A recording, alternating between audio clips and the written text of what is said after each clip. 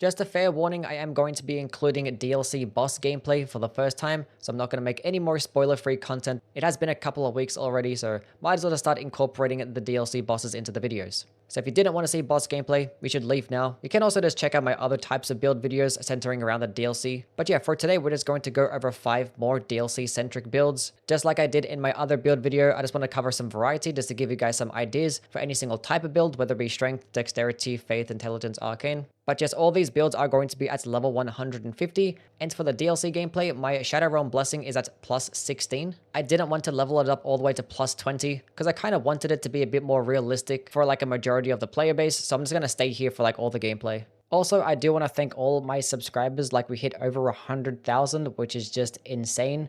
It still really hasn't sunk in yet that I'm at like 100k. Like I'm still in the middle of making all this content as it's all happening, but I am super thankful and you guys have been amazing. And I appreciate all of the support. But yeah, let's just get into the video. The Messmer's Soldier Spear is going to be the best Great Spear in the game that can be infused. It does just beat out the lance in terms of damage, has just as much range, but it does just get a better heavy attack too, with a cool little double poke, which this double poking heavy attack can just do monstrous amounts of damage. So we are going to play into this. Now, Great Spears themselves are a really good weapon class. They get high stance damage, and they do get piercing damage on like almost every single attack, which this is the best damage type in the entire game. A lot of bosses and enemies are weaker to it, including Radahn. And this damage type just gets bonus damage when enemies are in the middle of an attack animation. Now, we are going to go into our strength build, just have this weapon two-handed, and it's going to be spamming a bunch of charged heavy attacks and guard counters. So we're going to have it infused with Cragblade, which is just going to give us 15% more physical damage and 10% more stance damage, which is just going to be a perfect pairing with things like charged heavy attacks and guard counter builds, because those attacks just do really high stance. Now, all of our talismans are just going to be damage boosting talismans. The two-handed sword talisman is just going to boost all of our attacks by 15%, except for critical attacks, that is. As long as you have the weapon two-handed, which it always is going to be. The speed talisman is just going to further enhance counter-attack damage. Curved Sword Talisman is going to boost guard counter damage, and then the Axe Talisman to boost charged heavy attack damage. As for the Crystal tiers, we're going to have the Spiked Cracks tier, which is also going to be more charge attack damage, and the Deflecting Hard tier, which is going to give our character the ability to deflect and just not take any types of damage when blocking and a lot less stamina damage, and just further enhance our guard counters by up to 80%. Now, do keep in mind that the spear is not going to have like the craziest amount of guard boost or guarded damage negation, so if you do end up missing a deflect, you might end up taking a decent amount of damage, but it still is going to be better than most other weapons in the game when it does come to blocking. But yeah, in terms of the stats, obviously 60 vigor, we're going to have 60 strength. We don't really benefit too much past this point because two-handing the weapon is just going to give us 50% more strength. So we essentially have about 90 strength right now just by two-handing it. So if you are at these higher levels, I just recommend putting these extra points into faith, because that way you can actually utilize certain types of incantations alongside the claw mark seal. Just having stuff for coverage. Have Fire Serpent just for like enemies that are weaker to fire damage. Just Lightning Spear is another projectile option. Pest Thread Spears is just going to melt every single larger boss in the game. And then obviously we're going to have Golden Vow and Flame Grant Me Strength just for some more damage as well. If you are at higher levels, I recommend just going into like more Dexterity as well as Strength and going with a Quality Infusion, because you probably end up getting more damage that way. But the entire build is just spamming charged heavy attacks and guard counters, and a lot of things will just die very quickly. The Phalanx is probably the best dexterity weapon in this entire DLC, and it is going to be a paired curve sword, which they have like the best power stance combo in the entire game. Really quick light attacks, their running and jumping attacks also just hit multiple times and just do monstrous amounts of damage. This thing also does get passive bleed, which obviously bleed in this game is just one of the best status effects. But arguably the best thing about this weapon is going to be its skill, Revenge's Blade. For 15 FP, you can like run and charge towards an enemy. You can actually fully charge this to make yourself run further. And the damage of the skill can be very high, but better yet, for an additional 10 FP, you can do a follow-up attack that does his whole flurry swipes that can just do amazing damage, proc bleed so incredibly fast, and that final swing can just do stupid amounts of damage. Now, obviously, this is a bit situational. Against larger enemies that cannot get staggered, it's pretty rare that they actually let you get the entire combo off. But if your timing and positioning is correct, you can actually use the first charging attack as a way to just like initiate the fight. And that follow-up attack can actually come out pretty fast. So there is a good chance that against most bosses, you can get this attack off. Now, being that it's hitting and swinging so many times really quickly, we're obviously going to benefit off using the multi-hit talismans and the Thorny Cracks tier. I'm just going to stack all of them together to just enhance our damage by like so much more, because every single time that we're swinging, it's just going to keep stacking up and stacking up. And you can keep this buff active at max as long as you just continuously swing. Obviously going to have the Shard of Alexander to further enhance the damage.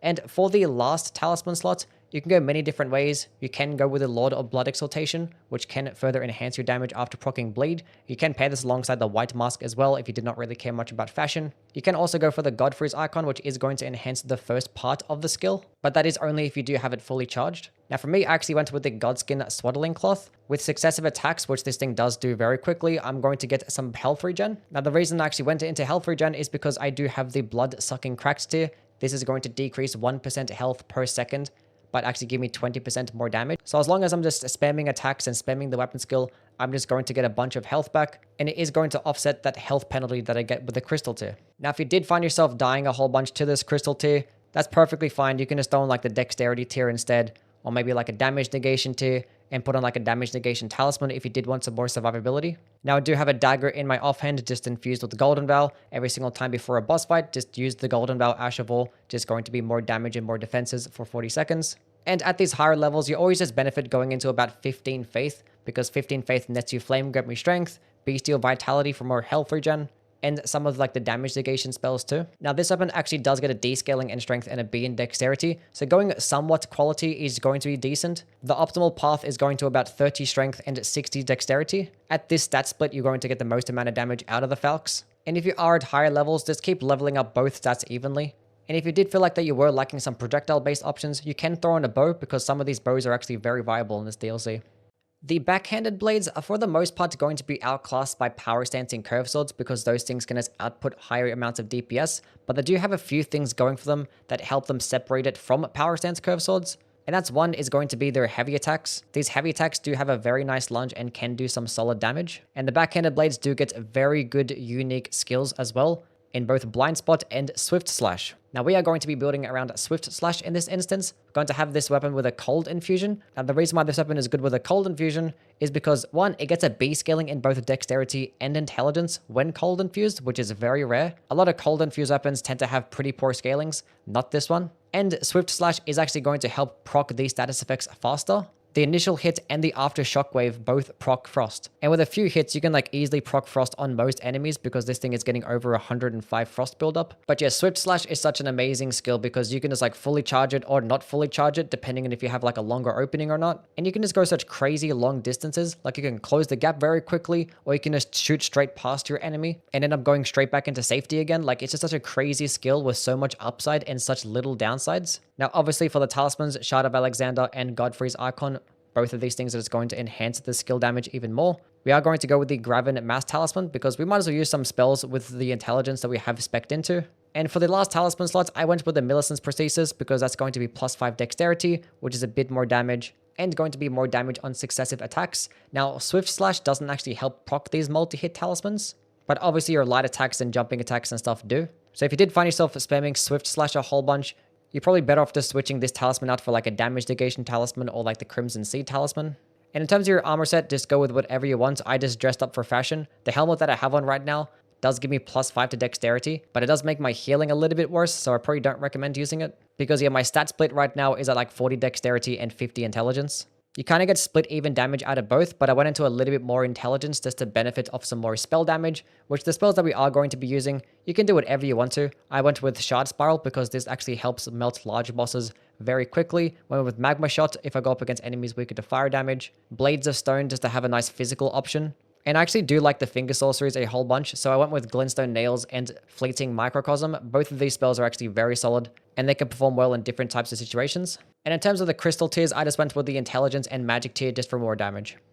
The Death Knight's Long-Halved Axe is one of the most fun weapons in this game, and it is going to be one of the better Faith weapons too. Now yes, it doesn't really seem like it's going to be much of a Faith-based weapon with its descaling that it does get in Faith. However, that descaling that it does get is actually pretty good. It's almost as good as the B scaling that this thing gets in strength. When building around this weapon, you kind of want to go split even for the most part. I myself went with like a 50-40 split, because you always do benefit of just going into more Faith, because it is going to result in more spell damage. But what makes this weapon so good is going to be its skill Blink Bolt Long-Hafted Axe. It does serve as an iframe dodge that can close in the distance very quickly, and then you can do a follow-up input before the animation even finishes, and it does this really nice slamming attack that can do high amounts of damage, 33 stance damage, and you get some hyper armor throughout the entire animation. And this whole thing only consumes 21 FP, which is very nice. But yeah, on top of that, it is going to be a great axe too, which these have just recently been buffed, to which they now have just increased damage with their charged heavy attacks, which this thing does get a very good charged heavy attack. It is a nice horizontal swipe,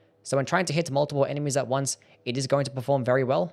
Now, as for the talismans we're going to be using, I have the Shard of Alexander, which is just more skill damage. I do have the two-handed talisman, which is just going to be 15% more damage to like my light attacks and heavy attacks. And as for the last two talismans, I went with the Dragon Crest Great Shield and the Crimson Seed +1. This is just going to mean more survivability and just better healing. Now, if you didn't really care for those types of things, you could just go into like the Faithful Canvas Talisman to just enhance your spell damage a bit more. Because as for the spells, I'm going to have things like Catch Flame, which is just an amazing fire-based option. So when going up against enemies weaker to fire damage, this thing can just destroy them. I do have Golden Arcs as a holy-based option. I love this spell. It goes pretty far, does some nice amounts of stance damage.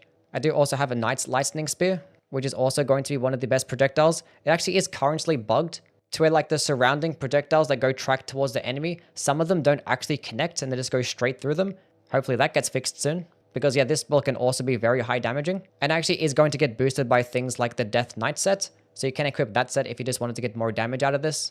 And I do have Pest Thread Spears for those large bosses because it's going to destroy them very quickly, and Scarlet Aeonia just to proc Rot at the beginning of every single boss fight. This spell is incredibly underrated. It procs Rot basically instantly, and that's just going to result in just 30% damage over 90 seconds. Like, it's just so good to use. And with the last remaining spell slots, obviously Golden Vow, and you can go with some like damage negation spells or some health regen spells. Either one works perfectly fine. I do also have some pieces of the Rakshasa armor set. This is just going to enhance my damage by a whole bunch, but it does make me take a little bit more damage too, but it's not that much more. So like for the most part, you can just benefit of using this with like almost every single type of build, but it isn't necessary for this build at all. And as for the crystal tier, I did have the lightning tier and the faith tier just for more damage. The Great Katanas are one of the better additions to this Elden Ring DLC. These things have great variety in movesets. They get both slashing and piercing damage, good stance damage, passive bleed, and just amazing weapon skill options. These are probably going to be the hardest hitting weapons in the game that can get these fast poking attack types of weapon skills. So for things like Impaling Thrust or Repeating Thrust, the Great Katana is probably just going to be the best pairing. We're going to be pairing it alongside with Blood Tax with an Occult Infusion, just going all into Arcane, of which we currently have about 66 Arcane, and this thing is getting over 100 blood loss buildup. And hitting with a weapon skill like Blood Tax is not only going to result in fast blood loss buildup, but also just amazing damage.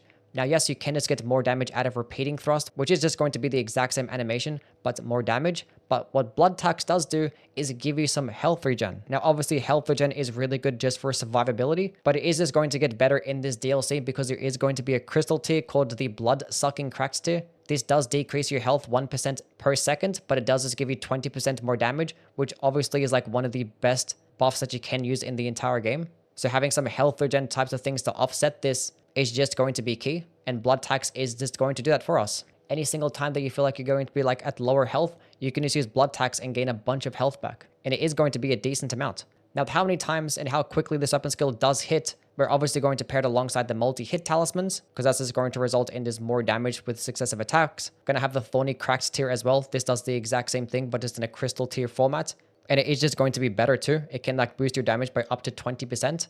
Gonna have the Shard of Alexander for more skill damage, and the Lord of Blood Exaltation alongside the White Mask for just more damage every single time that we do proc bleed nearby an enemy, which this thing is going to do that very quickly too. If you did fight enemies that were like immune to bleed, you could just switch this talisman off for like a damage negation talisman or the Crimson Seed talisman just for more survivability. But you're going to be doing so much damage with this weapon because it does get a B scaling in Arcane with this Occult Infusion, and we have lots of Arcane. And obviously with this high amounts of Arcane, we're going to be using the Dragon Communion Seal and some incantations. Always recommend just going into a little bit of Faith just to build some of them. Going into 15 Faith is perfectly fine. But if you are at higher levels, I recommend just going into like more, potentially like 25 Faith or 26 Faith, so you can use things like Pest Thread Spears and Golden Vow. But the spells that I do have is Catch Flame, just for like enemies weaker to fire damage, Rotten Breath and Dragon Ice just to proc status effects really quickly, and these also just do amazing damage. Gonna have regular Pest Threads just for those large bosses. It's not going to be good as Pest Thread Spears, but being that we don't have the Faith requirements, this one is just going to suffice, and it is going to do a very solid job still. And we're also going to have Flame Grant Me Strength for more damage and Bestial Vitality. It is going to be a very cheap Faith health regen option that is going to try and help offset the Blood Sucking Cracked tier. And once again, if you don't have 25 Faith, just use a dagger with golden bow just before every single boss fight. Just use the skill. It's just going to be 11.5% more damage and 8.5% more damage negation for 40 seconds. But yeah, if you did plan to build around a great katana, but you didn't really know how to do it, hopefully this one does serve as some inspiration. Anyway, that's the video now done. As always, let me know what your opinions are down in the comments below. Yeah, probably not going to make another build video for a while. Not at least until like the buffs start to come around, because I'm like running out of ideas as to what types of builds to make. Like I've already made like 15 builds across the 3 videos, and anything else past this point is just going to be mediocre if I'm trying to play with like things that I haven't already made a build on, because there's a lot of like really average stuff out there. So yeah, hopefully that stuff does get buffed pretty soon. But in terms of the next video, I might potentially rank all of the new weapon classes in the game, all 8 of them, probably rank them from worst to best. So let me know if you do want to see something like that. And also do follow me on Twitch. I'm live there every single day, probably going to start doing a bunch of different types of challenge runs. So if you do want to see that, give me a follow. Anyway, catch you guys around. Bye.